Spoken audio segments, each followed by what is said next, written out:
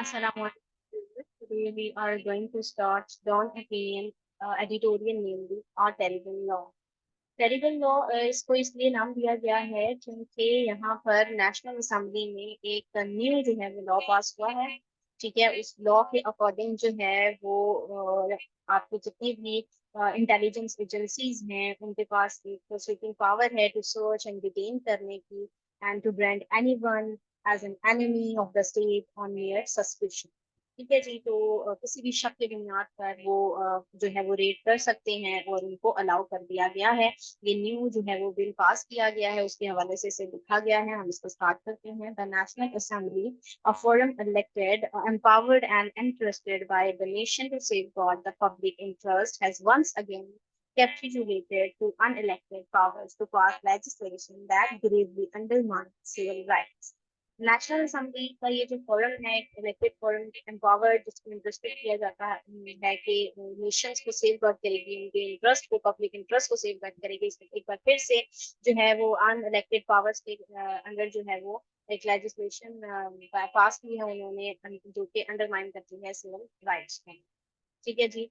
The amendments to the Official Secret Acts passed by the lower house on Tuesday read like an autocrat wish list। ठीक है, जो amendment है ये official secret act की, जो कि लोअर हाउस के जरिए पास की गई ट्यूसडे को, तो वो उसको रीड करें तो ऐसा लगता है जैसे कि कोई ऑटोक्रेट की विश लिस्ट है।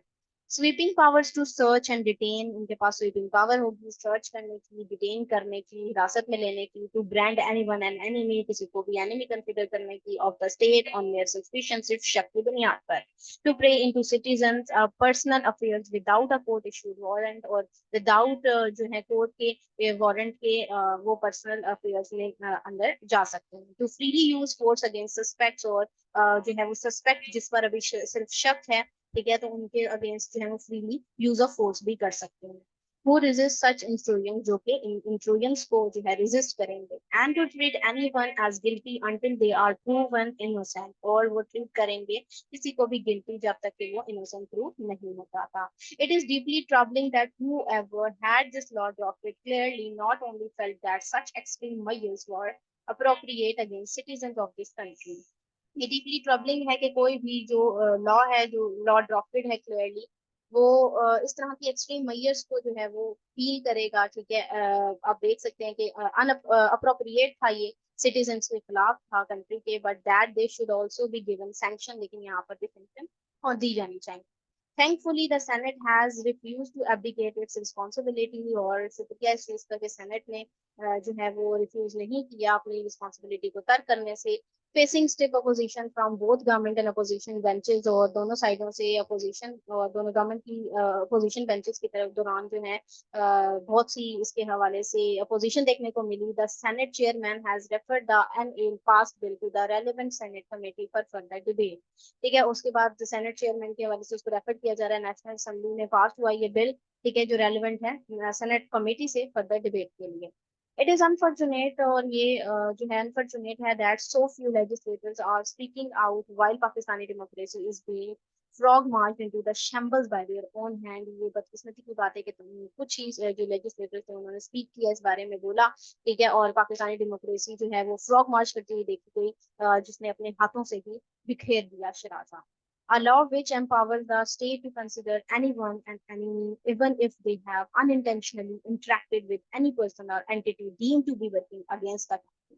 और ये लॉ है जो एम्पावर करता है इस तरह से कि इस शख्स को, किसी को भी एनिमी मान लिया जाएगा जो कि अनइंटेंशनली भी इंटरेक्ट कर रहा हो किसी पर्सन के साथ, किसी एंटिटी के साथ जो अगेंस्ट द कंट्री काम कर रहे हो। Not only runs counter to the establish principles of justice, ठीक है, ना सिर्फ इस काउंटर में जो प्रिंसिपल ऑफ जस्टिस को स्टैब्लिश करते हैं। It is dangerous in the hands of state that routinely brands its own citizens, और ये डेंजरस भी है हैंड ऑफ स्टेट के हवाले से देखें तो ये किसी को भी अपने ही सिटीजन को ब्रांड कर रहे हैं, इंक्लूडिंग इलेक्टेड पीएम ट्रेटर्स, ठीक है, जिनमें इलेक्टेड पीएम भी शामिल हैं ट्रेटर के हवाले से यहाँ पर उन्होंने कोट किया है। Likewise, any law that gives intelligence agencies carte blanche to enter and search any person or place without a warrant and if necessary by use of force and seize any document, sketch, or like nature or anything which is or can be evidence on the basis of mere suspicion is excessive and will only serve create a climate of perpetual fear. तो इसी तरह से कार्टे ब्लैंची के तौर पर एक blank cheque के तौर पर इंटेलिजेंस एजेंसीज को ये दिया गया है कि वो सर्च करें किसी भी पर्सन किसी भी प्लेस को बगैर वारंट के, बाय फोर्स भी कर सकते हैं, सीज भी कर सकते हैं डॉक्यूमेंट्स को, किसी भी स्केच को, किसी भी चीज को जो है वो एविडेंस के तौर पर लेके जा सकते हैं सिर्फ और सिर्फ सस्पिशन यानी शक की बुनियाद पर। ये एक जो है वो फियर वाला क्लाइमेट जो है वो क्रिएट किया गया। The same bill also pushes for all materials collected by intelligence agencies during their investigation to be considered admissible as evidence. Same bill में ये भी है कि मटेरियल जो कलेक्ट किया जाएगा, जो कि इंटेलिजेंस एजेंसी अपनी इन्वेस्टिगेशन के दौरान जो है कलेक्ट करेंगे, उसे काबिल कबूल एडमिसेबल जो है कंसिडर किया जाएगा एज एन एविडेंस। इवन हत्ता के when they may not have been collected by the legal means, बेशक ये जो है वो लीगल मींस से कलेक्ट नहीं किया जाएगा।